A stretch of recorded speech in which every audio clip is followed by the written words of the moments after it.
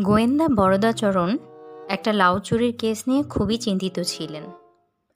কে বা কারা পরশুদিন নপাড়ার মোক্ষদা দিদিমার ঘরের চাল থেকে একটি নধর লাউ চুরি করে নিয়ে গেছে। মোক্ষদা দিদিমার নাতি নারুগোপাল বাইরে চাকরি করে। সে বড় লাউয়ের ডাল ভালোবাসে। নাতির জন্য লাউটা খুব যত্নে রেখেছিল দিদিমা। আজকালের মধ্যে নারুগোপালের আসার কথা, কিন্তু এর মধ্যেই পরশুদিন লাউটা চুরি হয়ে গেছে। দিদিমা কেঁদে কেটে এসে পড়লেন বরদাচরণের কাছে। ও বাবা বরদা, আমার লাউ উদ্ধার করে এনে দাও। সেই থেকে বরদাচরণের ঘুম নেই, খাওয়া নেই। সঙ্গে অ্যাসিস্ট্যান্ট আর কুকুর নিয়ে সারাদিন আতস কাজ হাতে করে মোক্ষদা দিদিমার সারা বাড়ির ঘরের চাল, পাড়া প্রতিবেশীদের আনাচে কানাচে তন্ন তন্ন করে ক্লু খুঁজেছেন। তারপর বাড়ি এসে সারাদিন বসে ভেবেছেন, কাগজ কলমে কি যেন লিখেছেন, আর মাঝে মাঝে হু হু বাবা না হচ্ছে না গোছের কথা বলেছেন আপন মনে। বরদাচরণের বয়স ৩০-৩২ হবে। বাড়িতে বুড়ি মা আছেন, আর আছে তার অ্যাসিস্ট্যান্ট ভাগ্নে চাক্কু, আর পোষা নেড়ি কুকুর ডঙ্কি। বরদাচরণ কিছু মোটাসোটা মানুষ, ডন বৈঠক করা শরীর। ভাগ্নে চাক্কু রোগা হলেও জুডো জানে। ডঙ্কি খুবই ভালো ঘেউ ঘেউ করতে পারে। চাক্কু এসে বারবার খোঁজ করে যাচ্ছে, মামা কিছু ভেবে পেলে? বড়দা খুবই অন্যমনস্কভাবে বলেন, বোটা দেখে মনে হয় লাউটা বেশ বড়সড়ই ছিল। তা ছিল। লাউটা বোটা কেটে নেওয়া হয়নি, মুচড়ে ছিঁড়ে নেওয়া হয়েছে। ঠিক ধরেছ। টিনের চালের ওপর একটা বড় লাউকে মুচড়ে বোটা ছিঁড়ে নেওয়া হলো, অথচ কোনো শব্দ হয়নি।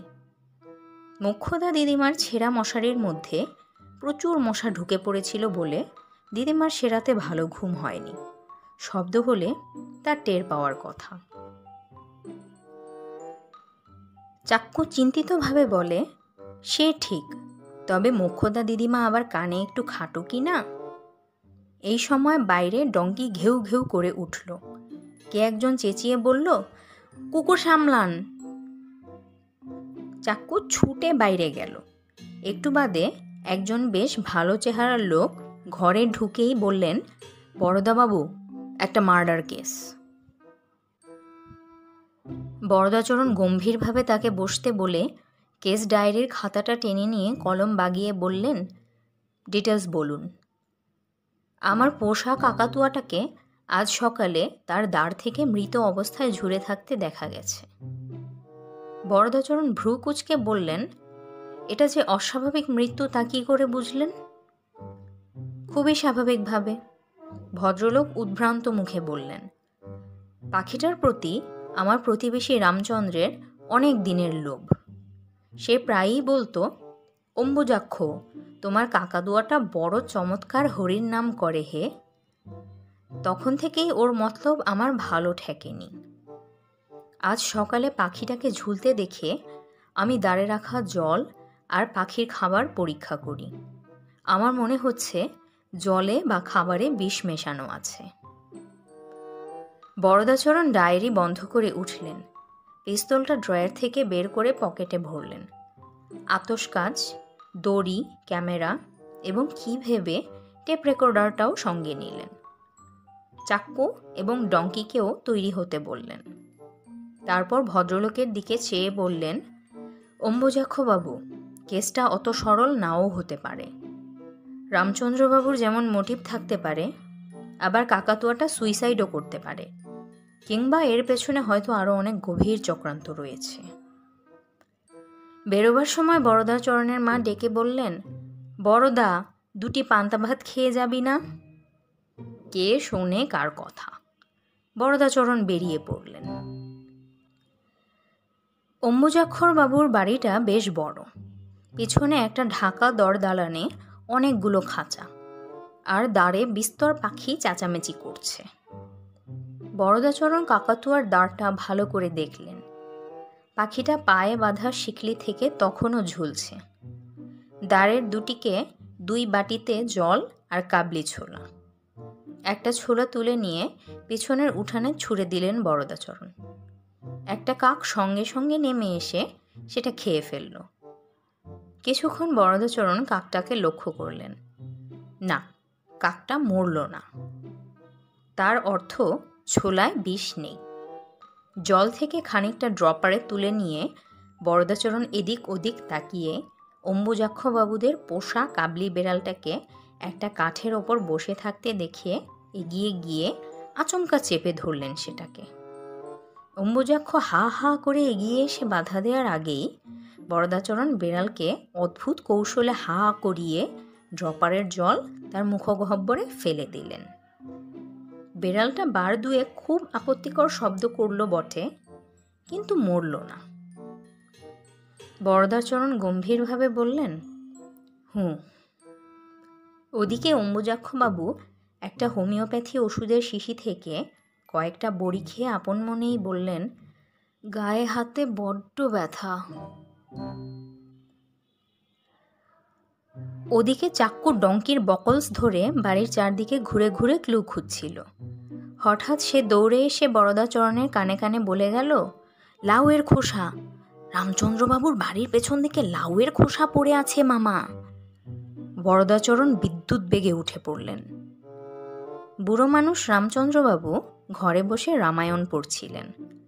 বরদাচরণকে দেখে যেন একটু চমকে উঠে বললেন, আরে আসুন আসুন বরদাবাবু, বিখ্যাত লোকদের দেখা পাওয়া এক মস্ত সৌভাগ্য। বরদাচরণ বসলেন। স্থির চোখে কিছুক্ষণ রামচন্দ্রবাবুকে স্টাডি করে দেখলেন তিনি। রামচন্দ্রবাবু রামায়ণ বন্ধ করে বললেন, ভাবছিলাম আজই আপনার কাছে একবার যাব। আমার উঠোনের নারকোল গাছ থেকে রাতে 6টা নারকোল কে বা কারা চুরি করে নিয়ে গেছে। খুবই রহস্যময় ব্যাপার। বাইরে থেকে কারো পক্ষে উঠোনে আসা খুবই শক্ত।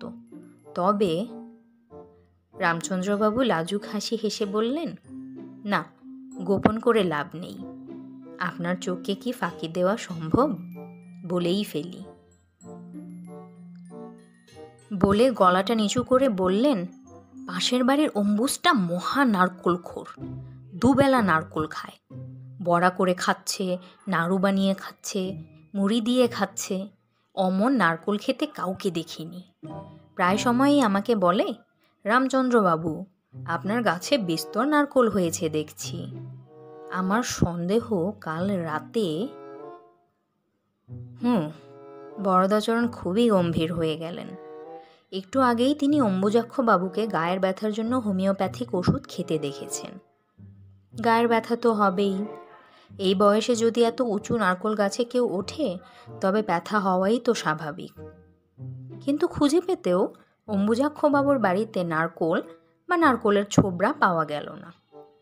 এটাও রহস্যজনক, কারণ নারকোল খাওয়া যার নেশা, তার বাড়িতে নারকোলের চিহ্নও খুঁজে না পাওয়াটা খুবই অস্বাভাবিক। কিন্তু রামচন্দ্রবাবুর বাড়ির পিছনে চাক্কুর কথা মতো লাউয়ের খোসা ঠিকই পাওয়া গেল, পরিষ্কার ক্লু। কিন্তু বরদাচরণ চট করে কিছু করেন না, অপরাধীকে সময় দেন। তাকে যে সন্দেহ করা হচ্ছে তার টেরও পেতে দেন না। মোক্ষদা দিদিমাকে লাউয়ের ব্যাপারে আরও কয়েকটা প্রশ্ন করবেন বলে বরদাচরণ ভরদুপুরে দিদিমার বাড়ি এলেন। প্রশ্নগুলো এরকম, লাউয়ের রঙটা কীরকম ছিল, গাঢ় সবুজ না সাদাটে? লাউয়ের গায়ে এক জায়গায় একটা পোকার গর্ত ছিল কিনা? বোটার কাছে এক জায়গায় একটা নখ বসানোর দাগও পাওয়া যাচ্ছে। রামচন্দ্রবাবুর বাড়ির পিছনের আস্তাকুর থেকে সবকটা লাউয়ের খোসা কুড়িয়ে এনে বরদাচরণ তার মধ্যে এইসব অকাট্য চিহ্ন দেখতে পেয়েছেন। যখন মোক্ষদা দিদিমাকে জেরা করছিলেন বরদাচরণ, তখনই হঠাৎ চাক্কু এসে চুপি চুপি কানে কানে খবর দিয়ে গেল, মামা, মোক্ষদা দিদিমার ভাড়ার ঘরে 1 বস্তা নারকোলের ছোবড়া আর 6টা খোসা ছাড়ানো নারকোল। মাথাটা ঘুরে গেল বরদাচরণের। কেসগুলো খুবই জড়িয়ে যাচ্ছে, অসম্ভব জটিল হয়ে উঠছে। মোক্ষদা দিদিমার বাড়িতে নারকোল গাছ নেই, তবে ছোবড়া বা নারকোল আসে কোত্থেকে? ওদিকে রামচন্দ্রবাবুর বাড়ির চুরি যাওয়া নারকোল অম্বুজাক্ষবাবুর বাড়িতে পাওয়া যায়নি। নারকোলের সংখ্যাটাও আশ্চর্যজনকভাবে মিলে যাচ্ছে। ভাবতে ভাবতে বরদাচরণ উঠে পড়েন। পকেট থেকে পিস্তলটা বের করে দেখে নেন 6টা চেম্বারেই গুলি ভর্তি আছে কিনা। আছে। রাস্তায় পা দিতেই একটা গাড়ি সামনে ঘ্যাস করে থামল। গাড়ির ভিতরে এক সম্ভ্রান্ত ভদ্রলোক। তিনি হাত জোর করে বললেন, আসুন, বিখ্যাত গোয়েন্দাকে বাড়ি পৌঁছে দিয়ে ধন্য হই। বরদাচরণ উঠলেন। চাক্কু আর ডঙ্কিও উঠল সামনের সিটে। অচেনা ভদ্রলোক গলা নিচু করে বরদাচরণকে বললেন, একটা খুবই রহস্যময় কাণ্ড ঘটে গেছে। কাল আমার একটা বুড়ো কাকাতুয়া মারা গেছে। খুবই প্রিয় পাখি ছিল আমার। ঠিক করেছিলাম পাখিটার মৃতদেহ একটা ভালো জায়গায় কবর দিয়ে ওপরে একটা চমৎকার সমাধি তৈরি করে দেব। কিন্তু বিপদ হলো, কাকাতুয়াটার মরদেহ একটা নাইলনের ব্যাগে ভরে বাইরের বারান্দায় রেখে গতকাল আমি ড্রাইভারকে গাড়ি বের করার কথা বলতে গিয়ে ফিরে এসে দেখি ব্যাগটা নেই। কি সাংঘাতিক কাণ্ড বলুন তো। কেসটা যদি আপনি নেন। বরদাচরণ সবই টুকে নেন ডায়েরিতে। গম্ভীরভাবে বলেন, কাকাতুয়ার কেস 2টো হলো তাহলে। আশ্চর্য। বলে চিন্তিত বরদাচরণ বাড়ির সামনে নেমে গেলেন। দুপুরে খুবই অন্যমনস্কভাবে খেতে বসেছেন বরদাচরণ। কি খাচ্ছেন তা বুঝতেই পারছেন না। লাউ, কাকাতুয়া, নারকোল সব জট পাকিয়ে আছে মাথায়। তার মা বললেন, ও বড়দা, লাউ ঘন্ট দিয়ে আর 2টো ভাত মাখ। লাউ ঘন্ট কথাটা বরদাচরণের মাথায় 2-1বার টং টং শব্দ করল। প্রায়ই তিনি লাউ ঘন্ট খান, কাজেই বিস্মিত হওয়ার কিছু নেই। হঠাৎ বরদাচরণ চমকে উঠে বললেন, লাউ ঘন্ট? লাউ এলো কোথা থেকে? আমি তো আজ বাজার থেকে লাউ আনিনি। মা বলেন, তুই আনবি কেন? কাল চাক্কু লাউটা হাতে করে এনেছে। ওর কোন বন্ধুর বাড়িতে নাকি অনেক লাউ হয়েছে, তারা দিল। নিজের পাতের দিকে ভালো করে চেয়ে দেখলেন বরদাচরণ। লাউ ঘন্টের পাশে 2টো বড়া পড়ে আছে। উঠে গিয়ে আতশকাচ নিয়ে এসে বড়াটা নিবিষ্টভাবে দেখছেন। মা বললেন, দেখছিস কি? ও তো নারকোলের বড়া। 6টা নারকোল এনেছিল চাক্কু। কোন গাছ থেকে নাকি পড়ে গিয়েছিল বাতাসে। তার 2টো ভেঙে ওই বড়া করেছি। বরদাচরণ বাকি সময়টা ভাত নিয়ে নাড়াচাড়া করে উঠে পড়লেন। চাক্কু অনেক আগেই খেয়ে দিয়ে কোন মাস্টার মশাইয়ের বাড়িতে পড়া বুঝতে গেছে। বরদাচরণ পিস্তল আর আতশকাচ নিয়ে ডঙ্কির শেকল ধরে ঘর থেকে বেরোলেন। তন্ন তন্ন করে খুঁজতে লাগলেন চারদিকে। অবশেষে ডঙ্কি ইঙ্গিত বুঝতে পেরে তাকে গোয়ালঘরে টেনে আনলো। সেখানে একটা সদ্য কেনা দ্বারে জলজ্জান্ত একটা কাকাতুয়া বসে আছে। বরদাচরণকে দেখেই বলে উঠল, হরি বল, হরি বল ভাই, হরি ছাড়া গতি নাই। বরদাচরণ টেপ রেকর্ডার নিয়ে এসে পাখিটার কথা টেপ করতে লাগলেন। তারপর সারা দুপুর আর সন্ধে আর্কিমিডিস যেমন স্নানের চৌবাচ্চায় ডুব দিয়ে স্পেসিফিক গ্র্যাভিটির চিন্তা করেছিলেন, তেমনি এক চিন্তার চৌবাচ্চায় ডুবে থেকে বরদাচরণও লাউ, কাকাতুয়া আর নারকোলের রহস্যে মগ্ন রইলেন। তারপর আর্কিমিডিস যেমন ইউরেকা বলে লাফিয়ে উঠেছিলেন, ঠিক তেমনি তিনিও লাফিয়ে উঠলেন। সমস্ত রহস্যটাই তার কাছে জল হয়ে গেছে। বস্তুত তিনি এখন বুঝতে পেরেছেন, যে লোকটা মোক্ষদা দিদিমার লাউ চুরি করেছে সেই একই লোক গতকাল গাড়িওয়ালা ভদ্রলোকের মৃত কাকাতুয়াটা হাত সাফাই করে অম্বুজাক্ষবাবুর জ্যান্ত কাকাতুয়ার জালে ঝুলিয়ে রেখে হরিনাম পরায়ণ জ্যান্ত কাকাতুয়াটাকে সরিয়ে ফেলে। আবার সেই লোকটাই কোনো এক অজ্ঞাত কারণে রামভক্ত রামচন্দ্রবাবুর নারকোল গাছের 6টা নারকোলও গোপনে নামিয়ে নেয় এবং ওই একই অপরাধী প্রমাণ লোপের চেষ্টায় এবং তদন্তকে বিভ্রান্ত করার জন্য বরদাচরণকে রামচন্দ্রবাবুর বাড়ির পেছনে লাউয়ের খোসার সন্ধান দেয় এবং মোক্ষদা দিদিমার বাড়িতে নারকোল ছোবড়ার অস্তিত্বের কথা ফাঁস করে দেয়। বেশ রাত হয়ে গেছে, সবাই গভীর ঘুমে। বরদাচরণ পিস্তল হাতে নিয়ে চুপিসারে পাশের ঘরে এসে অন্ধকারে চেয়ে রইলেন। আবছা দেখা যাচ্ছে, দিদিমার বুক ঘেঁষে শুয়ে চাক্কু ঘুমোচ্ছে। একটা দীর্ঘশ্বাস ফেললেন গোয়েন্দা বরদাচরণ। না, এক্ষুনি তিনি কিছু করবেন না। অপরাধীকে তিনি সব সময়ে আরও সুযোগ দেন, তাতে অপরাধীকে যে সন্দেহ করা হচ্ছে তা সে বুঝতে পারে না, এবং এইভাবেই সে একদিন নিজের অপরাধের জালে ধরা পড়ে যায়। পিস্তল নামিয়ে রেখে গোয়েন্দা বরদাচরণ ফিরে এলেন নিজের ঘরে। তিনি এখন নিশ্চিন্তভাবে জেনে গেছেন কে অপরাধী। অপরাধী আর কেউ নয়, অপরাধী হলো